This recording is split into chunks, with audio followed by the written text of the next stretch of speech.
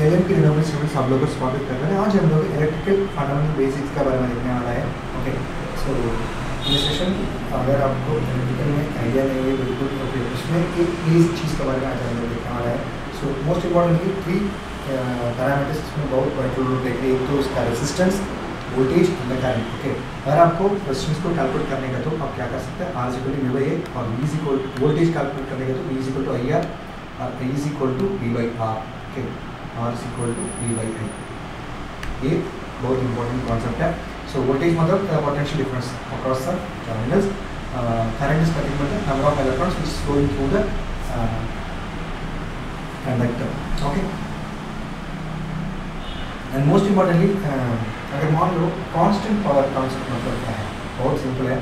अगर एक generation unit है उसमें आप 500 मेगावाट पावर स्टेशन, ठीक है, उसमें आप क्या करवा रहे हैं 66 kilovolt 7.5 kilo amps okay power को जनरेट करवा रहे हैं। तो आप क्या करवा रहे हैं, इसको सीधा बेचने के पहले आप क्या कर सकते हैं, इसको step down transformer step up transformer use करके आप 66 किलोवोल्ट को एज ए 22 किलोवोल्ट कन्वर्ट कर रहे हैं। मीन्स आप स्टेप अप करवा रहे हैं कि आप स्टेप अप प्रोसेस करवा रहे हैं। Then in the same way आप क्या कर रहे हैं, इधर क्या हो रहा है, वोल्टेज तो स्टेप अप हो रहा है बट करंट क्या हो रहा है 7.5 किलो एम्प से 2.2 किलो एम्प रिड्यूस है। ये दोनों का okay voltage and current value का प्रोडक्ट करके आपको एक पावर वैल्यू मिलेगा ना, वो सेम वैल्यू इसका प्रोडक्ट करेगा तो आपको मिलेगा। एक सिंपल एग्जाम्पल के बाद देखिएगा तो आपको इजीली समझ सकते हैं। एग्जाम्पल मान लो इधर आपका 10 वोल्ट है, ठीक है, 10 वोल्ट AC करंट है। सो आप क्या कर रहा है, सो इसका पावर का आप कैलकुलेट करेगा तो 10 × 100 amps which is nothing but the 1000 watts. आप क्या कर रहे हैं, इसको स्टेप अप कर रहे हैं। स्टेप अप प्रोसेस में क्या हो रहा है, 10 वोल्ट को आप एज ए 100 वोल्ट कन्वर्ट करवा रहा है। बट सेम टाइम एक इंपॉर्टेंट चीज़ हो रहा है, क्या हो रहा है, ये 100 एम्प्स है ना, वो एज अ 10 एम्प्स कन्वर्ट हो रहा है। सो इसके वजह से क्या हो रहा है, इसको आप कैलकुलेट करके ये भी 1000 वाट्स है। सो मतलब समझ रहे हैं ना। सो कॉन्सेप्ट पावर कॉन्सेप्ट में क्या हो रहा है, even though you are stepping up okay, आपका वोल्टेज स्टेप अप हो रहा है बट करंट तो सेम है, रिड्यूस हो रहा है। इसका वजह से आपको पावर है ना बैलेंस हो रहा है, ठीक है। सो सेम वे में और बहुत सारी चीज़ आपको बहुत कन्वर्टिंग फॉर्मूलेस यूज़ करके रियल एंड रिएक्टिव पावर्स को कन्वर्ट कर सकते हैं। सेम वे में भी ओके हॉर्स पावर में आपको वैल्यूज मिलते हैं तो उसको भी आप क्या कर सकते हैं, नॉर्मल वाट रेंजेस में आप कन्वर्ट कर सकते हैं। एग्जाम्पल ये 1 horse power is equal to 746 watts. मान लो आपको मशीन में आप देख रहे हैं 2 HP, मतलब क्या है, power is equal to 2 × 746। So just आपको एक वैल्यू मिलेगा ना, वही वैल्यू आपका पावर वैल्यू है, ठीक है। सेम वे आपको हॉर्स पावर इलेक्ट्रिकल को मैकेनिकल में कन्वर्ट कर सकते हैं, हॉर्स पावर मैकेनिकल को इलेक्ट्रिकल में कन्वर्ट कर सकते हैं। And most importantly horse power है ना मैकेनिकल में आप किलोवाट में भी रिप्रेजेंट कर सकते हैं। इसका बहुत सारा फॉर्मूला से ये कन्वर्शन फॉर्मूलास आप यूज़ कर सकते हैं। And most importantly star connection, delta connection, एक ही चीज़ के लिए हमको क्यों इसके बारे में समझना पड़ेगा। मान लो हम लोग मोटर्स यूज़ करवा रहे हैं, ठीक है, अंदर ट्रांसफार्मर्स यूज़ करवा रहे हैं। सो ट्रांसफार्मर्स एंड मोटर्स इसका अंदर ओके हमको electrical normally current carrying conductor है ना, उसको अगर आप एक करंट कैरिंग कंडक्टर को एक मैग्नेटिक फील्ड के अंदर रखेगा तो वो एक मैकेनिकल फोर्स फील हो जाएगा। इसका वजह से इलेक्ट्रोमैग्नेटिक फोर्स क्रिएट हो जाएगी, इसके वजह से क्या हो जाएगा, वो रन हो जाएगा। ये बहुत कॉन्सेप्ट है। सेम वे में भी आप क्या कर सकते हैं, एक मैकेनिकली ओके मैकेनिकली एक कंडक्टिंग इक्विपमेंट को आप इलेक्ट्रिक फील्ड का अंदर रखेंगे तो और मैग्नेटिक फील्ड का अंदर रखेंगे, जिसकी वजह से इलेक्ट्रिक आउटपुट क्रिएट होगी, वो जनरेटर का कॉन्सेप्ट है। सो इसमें बहुत वाइटल रोल प्ले करने वाला कौन है, हम लोग मोटर एंड ट्रांसफार्मर्स के अंदर का यूज़ करने वाला कॉइल्स है ना, वो बहुत रोल प्ले कर रहा है। अगर मान लो सो ये कॉइल्स को डिफरेंट अरेंजमेंट्स में आप क्रिएट कर सकते हैं। बहुत मोस्टली यूज्ड अरेंजमेंट्स आप देखेंगे तो delta connection concept and star concept. Okay, so ये star concept and delta concept का डिफरेंस क्या है। सो मान लो डेल्टा कनेक्शंस में ये line voltage okay and the voltage across the phase will be the same. In case of current क्या हो जाएगा, okay line current and the phase current है ना, वो दोनों सेम हो जाएगा।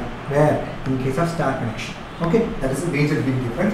अगर आपको लाइन करंट को कैलकुलेट करें इस रूट 3 टाइम्स आता है फेस करंट। अगर आपको टोटल पावर को कैलकुलेट करने का तो डेल्टा कनेक्शन में 3 into okay V phase into I phase into cos pi. Cos pi is nothing but the factor value. Okay. And what are the electrical devices हम लोग use कर रहे हैं, बहुत सारे इलेक्ट्रिकल डिवाइसेस हैं। अगर मान लो एक मोटर है, सो वो मोटर चलने के लिए आपको इलेक्ट्रिकल एनर्जी चाहिए, वो इलेक्ट्रिकल पावर बोल के हम लोग बताएंगे। हम लोग इलेक्ट्रिकल पावर देके मोटर से क्या ले रहे हैं, एक मैकेनिकल आउटपुट ले रहे हैं, it is nothing but the mechanical power output. Okay, same way में जनरेटर में क्या हो रहा है, हम लोग एक मैकेनिकल इनपुट दे रहे हैं, इसका वजह से हम लोग एक इलेक्ट्रिकल आउटपुट इससे जनरेट करवा रहे हैं, कोई काम हमारा जनरेटर करेगा। ट्रांसफार्मर में हम क्या करवा रहे हैं, हम लोग इलेक्ट्रिकल इनपुट ही दे रहे हैं, इलेक्ट्रिकल पावर ही दे रहे हैं, उससे आउटपुट भी इलेक्ट्रिकल पावर ही ले रहे हैं। सो पावर में तो चेंजेस होने वाला नहीं है, बट इसका अंदर हम लोग एक दो चीज़ को चेंज करवा रहे हैं, एक तो वोल्टेज को और दूसरा तो करंट को हम लोग चेंज करवा रहे हैं। So it means electrical changes is happening inside the transformers with the help of the windings. So मतलब ये वाइंडिंग्स वाइटल रोल प्ले कर रहा है। ठीक है, अगर आपको पावर को कैलकुलेट करने का, रियल पावर, रिएक्टिव पावर, इसको कैलकुलेट करेंगे तो आप ये फॉर्मूलाज को यूज़ कर सकते हैं। नेक्स्ट इंपॉर्टेंट चीज़ है, आपको इलेक्ट्रिकल पैरामीटर स्टैंडर्ड्स के बारे में देखेंगे तो हम लोग दो इंपॉर्टेंट स्टैंडर्ड ग्लोबली बहुत सारे जगह में फॉलो कर रहे हैं, एक तो ब्रिटिश स्टैंडर्ड, दूसरा तो अमेरिकन स्टैंडर्ड्स। हम लोग हमारा इंडिया में यूरोपियन स्टैंडर्ड्स को फॉलो कर रहा है, that is Indian British standards. So आपका फ्रीक्वेंसी 50 हर्ट्ज है, फेज करंट तो 220 वोल्ट है, line voltage that is 380 volt. ठीक है, and most importantly current is directly proportional to cross section area of the conductor. अगर मान लो आपका करंट तो बहुत कम है, आपको बहुत बड़ा क्रॉस सेक्शन एरिया वाला केबल यूज किया तो क्या हो जाएगा, लॉसेस हो जाएगा, आपका रेक्टेड इलेक्ट्रिक आउटपुट नहीं मिलेगा। इसके लिए आप क्या करने का, आपका लोड के हिसाब से, इलेक्ट्रिक करंट के हिसाब से आपका conductors cross section area, specially current carrying conductor wire choose करना पड़ेगा। So current is directly proportional to the cross section area. ठीक है, next most important concept is the motor name plate details. So ये motor name plate details मतलब क्या है, motor में अगर आप लोग एक मोटर को चलने का आपको, ठीक है, आपको पता चलेगा आपको कितना पावर देने का इसमें, ठीक है, इसका फ्रीक्वेंसी क्या है, अगर इतना पावर देगा तो उसका आउटपुट कितना आएगा, इसकी एफिशिएंसी कितना है, वो कितना स्पीड में रहने का, ये बहुत सारे चीज़ आपको पता चलेगा नहीं है ना। इसके लिए आप क्या करने का, कभी भी एक मोटर परचेस कर रहा और एक इंडस्ट्री में चलने की कोशिश करें, उसके पहले, उसको पावर देने के पहले, उसको चालू करने के पहले, वायरिंग करने के पहले आप इसको नेम प्लेट देख लें। नेम प्लेट्स में आपको पता चलेगा इसकी फ्रीक्वेंसी क्या है, ओके, इसका मैकेनिकल आउटपुट कितना है, ओके, लाइन वोल्टेज कितना है, लाइन करंट कितना है, कौन कितना स्पीड में चलेगा, उसका एफिशिएंसी कितना है, सब कुछ आपको पता चल सकता है। And most importantly using the eta formula, that is efficiency formula, P out divided by P in. So same way आप मैकेनिकल एंड इलेक्ट्रिकल के लिए इक्वल करेंगे तो ये 150 HP is nothing but the mechanical power. So आप क्या करने का, मैकेनिकल पावर 150 में सब्स्टिट्यूट करने का एंड आपको ये कैलकुलेट करने का। इसके लिए हम लोग क्या कर सकते हैं, इस पी इन कैलकुलेट करने का। P in is equal to, okay, that is P in is equal to P out divided by eta value. Eta value आपको 94.3, which is nothing but the 0.943, and P output value is 150. So it means ये दोनों को आप calculate करेंगे आपको 159.5 HP मिलेगा। It means आप कितना इनपुट पावर देने का, 159.5 HP इनपुट पावर दिएगा तो आपको वो आउटपुट मिलेगा।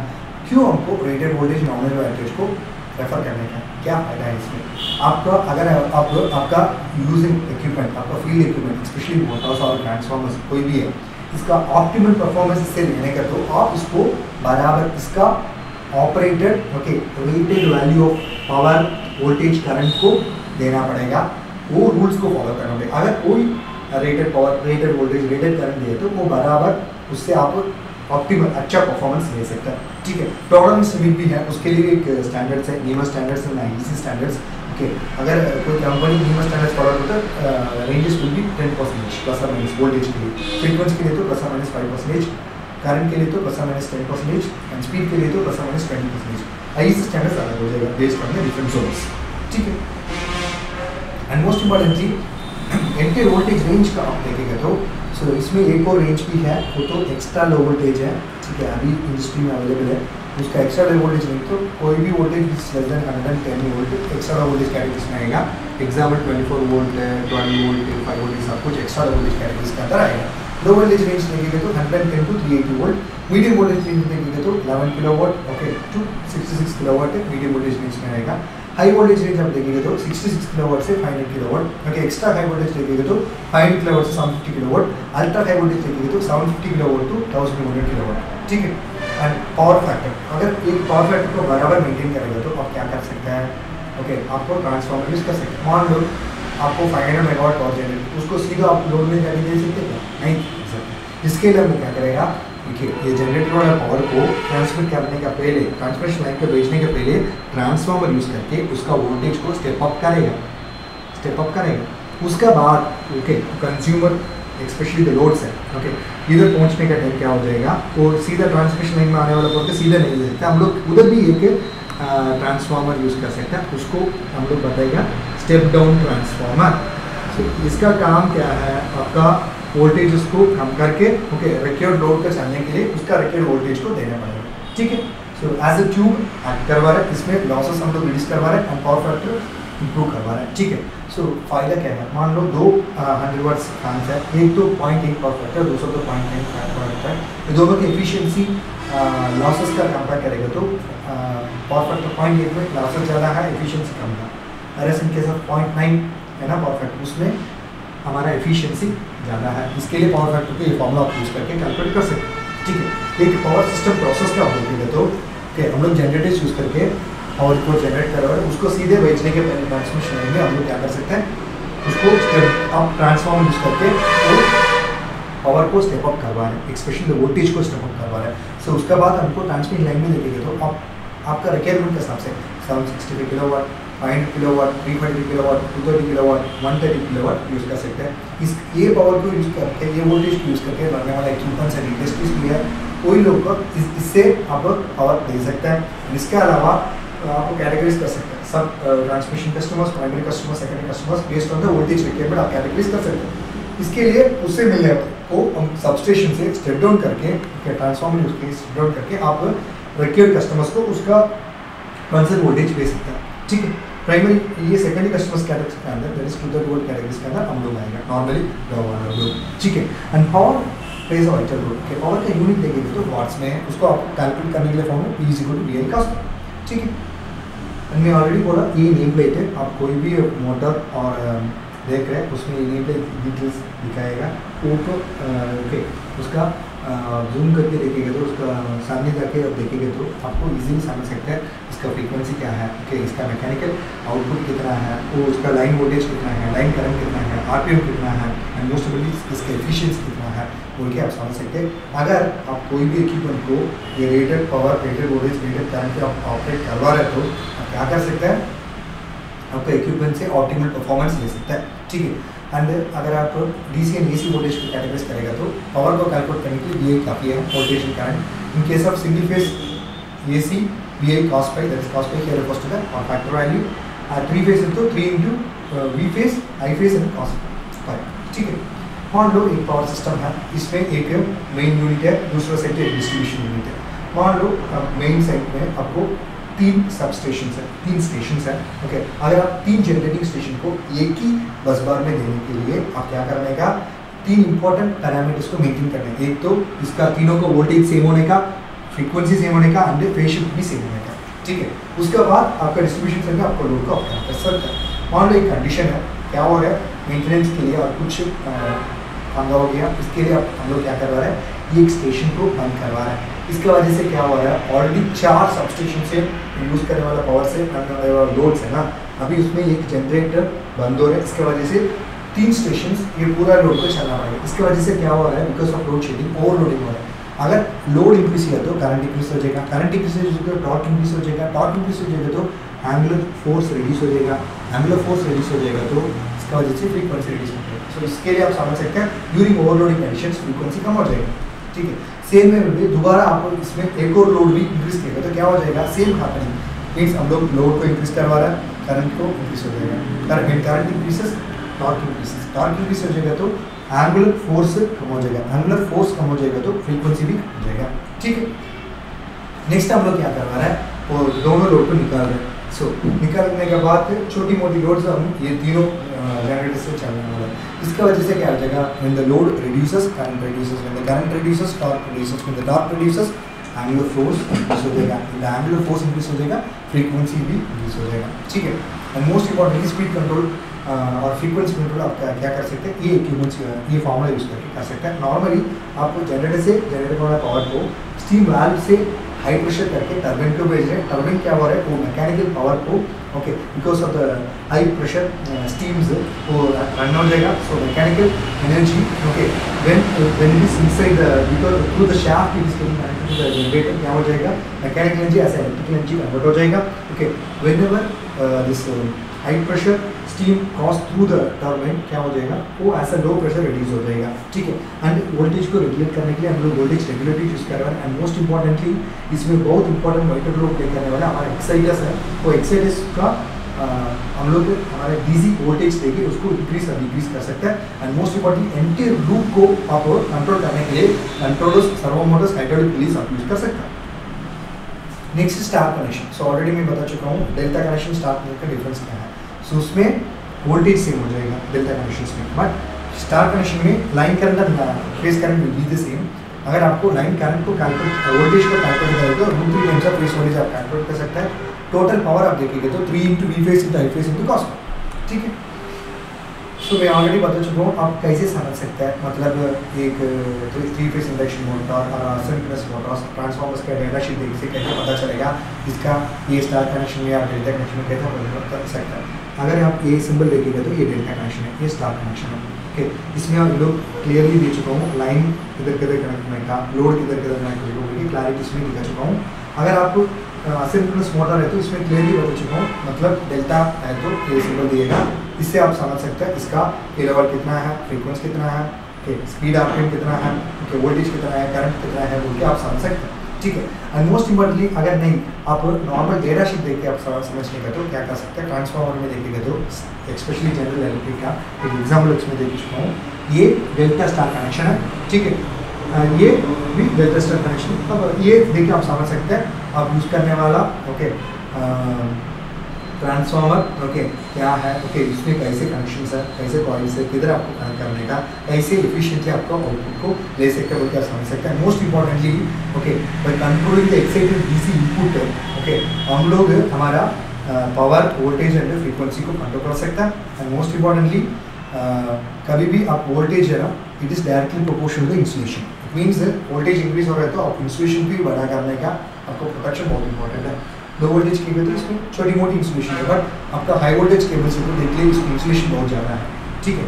एंड ऑलरेडी बता चुका हूँ अगर आप वोल्टेज कंट्रोल मेथड में, ओके, आपका वोल्टेज को कंट्रोल करने के लिए आप क्या करने का, आप सिर्फ एक्साइटेड वोल्टेज है ना, एक्साइटर का डीसी इनपुट का आप रिड्यूस किया तो आपका वोल्टेज भी रिड्यूस हो जाएगा, ओके। सेम में भी एरिया के refers to automatic voltage regulator, ये कॉन्सेप्ट हम लोग हमारा पीएलसी कंट्रोलर यूज़ करके करवा रहे हैं। अगर नहीं आपको एक्साइटेशन वोल्टेज को इंक्रीज किया तो आपका वोल्टेज भी इंक्रीज हो जाएगा, ठीक है। सो मैं ऑलरेडी एक रिकैप दे रहा है, लो वोल्टेज है तो 1 to 1 किलोवाट है, मीडियम वोल्टेज है तो 1 किलोवाट टू 66 किलोवाट है, हाई वोल्टेज है तो 66 kilowatt to 500 kilowatt, extra high voltage है तो 500 kilowatt to 750 kilowatt, ultra high voltage है तो 750 kilowatt to 1100 kilowatt, okay. And most importantly power system process में ये ट्रांसमिशन बहुत इंपॉर्टेंट प्रोसेस में ऑलरेडी बता चुका हूँ। इधर हमको हेल्प करने वाला कौन है, हमारा ट्रांसफार्मर्स है। ट्रांसफार्मर्स में आप दो रख सकते हैं, एक तो प्राइमरी से, दूसरा तो सेकेंडरी से। अगर आप स्टेप अप है तो नॉर्मली क्या हो जाएगा, प्राइमरी साइड का वाइंडिंग से आपका सेकेंडरी साइड का वाइंडिंग्स ज़्यादा हो जाएगा, ये स्टेप अप। स्टेप डाउन में क्या हो जाएगा, ठीक है, प्राइमरी साइड का वाइंडिंग से आपका सेकेंड साइड का वाइंडिंग्स कम हो जाएगा। नॉर्मली अपार्ट फ्रॉम इट आप टैप चेंजर ट्रांसफार्मर्स भी यूज़ कर सकते हैं। टैप चेंजर कॉन्सेप्ट किधर ज़्यादा यूज़ करने वाला है, तो मान लो आपको 10th टर्न में एक वोल्टेज मिल रहा है, लगभग 100 वोल्ट मिल रहा है, तो आप 9th और 8th टर्न वो कॉइल में मेजर करेंगे तो आपका वोल्टेज बहुत कम ही मिलेगा, ठीक है। So and most importantly, okay, ये कॉन्सेप्ट किधर ज़्यादा यूज़ कर रहे हैं तो ये टैप चेंजिंग कॉन्सेप्ट है। अगर आप एक इलेक्ट्रिकल ट्रेन में है ना, सो इलेक्ट्रिकल लोको है ना, इलेक्ट्रिकल लोको ट्रेन, उसमें वो डीसी सीरीज मोटर का स्पीड को बढ़ने के लिए और कम करने के लिए हम लोग उसका अंदर रेगुलेटिंग डिवाइस यूज़ करें, वो टैप चेंजिंग ट्रांसफार्मर ही, ठीक है। धन्यवाद। हमारे चैनल को सब्सक्राइब करवा दो, बेल आइकन दबा दो, क्योंकि ये वीडियो पसंद है आप दूसरों के साथ शेयर करवा दो, आप आइडियाज़ ले लो, नॉलेज को शेयर कर दो। एंड मोस्ट इम्पॉर्टेंटली आप कोई भी इंक्वायरी है, ओके, आप हमको व्हाट्सअप कर सकते हैं। अगर आप फ़ोन से हम लोग नहीं मिल रहे तो आप व्हाट्सअप कर सकते हैं एंड मेल भी कर सकते हैं, हम लोग उसे रिप्लाई दिएगा। अगर नहीं है तो कमेंट में भी आप दे सकते हैं, हम लोग हमारा रिप्लाई दिएगा। एंड मोस्ट इम्पोर्टेंट हमारे ट्रेनिंग्स हम लोग फ्राइडे दे सकते हैं थ्रू ऑनलाइन, ठीक है। एंड मोस्ट इम्पोर्टेंटली किसी लोग का हम लोग ये ट्रेनिंग दे रहे हैं। सो कॉलेज में पढ़ने वाला degree students, electrical and communication engineering students, electronic instrumentation control students को लोग दे रहे हैं। अपार्ट फ्रॉम इट हम लोग हमारा ट्रेनिंग्स वर्किंग प्रोफेशनल को भी दे रहे हैं, ओके। अगर आप ऑनलाइन भी सीखने के तो फ्राइडेज हम लोग कोर्स आपको बता सकता है। एंड मोस्ट इम्पॉर्टेंटली क्या क्या PLC प्रोग्रामिंग ट्रेनिंग हम सीमेंस एल्बर्ट डेल्टा PLC में हम लोग प्रोग्रामिंग ट्रेनिंग दे रहे हैं। मोस्ट इम्पॉर्टेंटली सीमेंस इन डेल्टा में हम लोग दे रहे हैं। अगर आप GCC कंट्री में काम करने के लिए मौका मिल रहा है, specially Qatar, Oman, Saudi, Dubai, okay, ये GCC कंट्री में आपको मौका मिला है, स्पेशली बिल्डिंग मैनेजमेंट सिस्टम और बिल्डिंग ऑटोमेशन कंट्रोल सिस्टम। आप आपको कॉन्टैक्ट कर सकते हैं, हमारा कॉन्टैक्ट इसमें दे चुका हूँ। ओके, हम लोग शॉर्ट टर्म ट्रेनिंग्स भी दे सकते हैं। Apart from it access control system, EV system, building automation system, building structure cabin system, इसका बेसिक्स का बारे में हम लोग बात चुका हूँ। अगर आपको कोई भी है, आप हमको वीडियो का जाके प्लेलिस्ट में जाके भी आप देख सकते हैं, ठीक है। एंड मोस्ट इम्पॉर्टेंटली आपका सोलर फेंसिंग लगाने का उसके लिए इच्छा है तो हम लोग प्रोवाइड कर सकते हैं। Most important solar on-grid, off-grid, hybrid application और इसका डिजाइन कंसल्टेंसी ट्रेनिंग सपोर्ट हम लोग दे सकते हैं। ओके, कोई भी आप मेल कर सकते हैं, हम लोग इसमें भी रिप्लाई दिएगा based on the chargeable basis. ये भी बहुत बिल्कुल अवेलेबल है। उसी जगह में solar ETC light system establish कर देते हैं, आप हमको कॉन्टैक्ट कर सकते हैं, आपको मेल भी कर सकते हैं, हमारे कॉन्टैक्ट में दे चुका हूँ। धन्यवाद।